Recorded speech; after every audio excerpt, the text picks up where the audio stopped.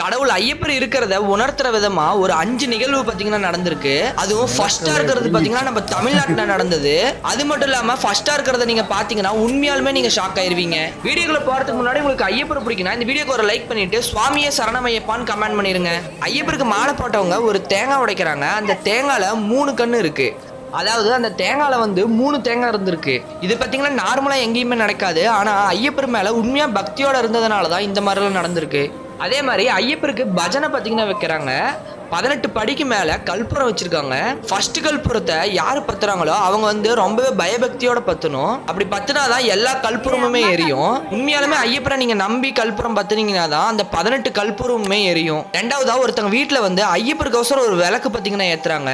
அந்த விளக்கு பாத்தீங்கன்னா சடனா அமைகிற மாதிரி அமையுது, திடீர்னு எரியுது. இது பாத்தீங்கன்னா ஒரு டைம் நடக்கல, ரிப்பீட்டடா நடந்துகிட்டே இருக்கு. ஃபர்ஸ்டா இருக்கிறத பாத்தீங்கன்னா நீங்க உண்மையாலுமே ஷாக் ஆயிருவீங்க. உங்களுக்கு ஐயப்பரை பிடிக்கினா மட்டும் நம்ம